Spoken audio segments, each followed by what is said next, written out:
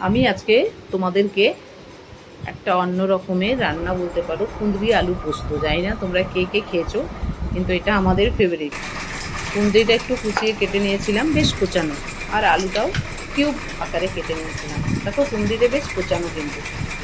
আর আমি কড়াতে শুকনো লঙ্কায় পাঁচফোড়ন দিয়ে দিয়েছি। এরপর কুঁদরিটা আমি দিয়ে দেবো। কুঁদরিটা কিন্তু ভাজবো, খুব একটা ভাজবো না, নরমই থাকবে, একটু ভেজে নেবো। আমরা এটা খেতে না ভীষণই পছন্দ করি, তোমরা একদিন ট্রাই করে দেখো।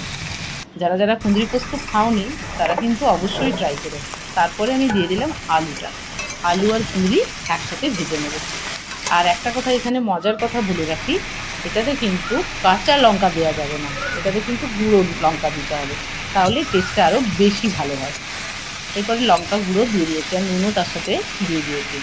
সব একসাথে মিক্স করে নিলাম ভালো করে। এরপরে দেখলাম সব মিক্স হয়ে গেছে। একটু পরিমাণ মতো আমি জল দিয়ে দিলাম। ওই 15 মিনিটের মতো হাই টু লো ফ্লেমে আমি রেখে দেবো, ঢাকা দিয়ে দেবো, কারণ আলুটা তো সেদ্ধ হতে হবে। এরপর 15 মিনিট পরে দেখলাম জল তো টেনেই নিয়েছে। পোস্তটাও সে সময় আমি বেটে নিয়েছিলাম, জল সামান্য আছে।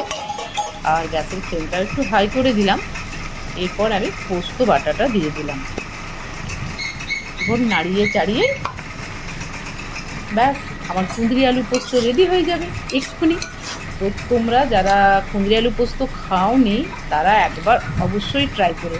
এটা কিন্তু আমার হাজব্যান্ডের ভীষণ পছন্দের। আর এটা এই গ্রীষ্মকাল বর্ষাকাল পুরো হবে আমার বাড়িতে কুঁদরি।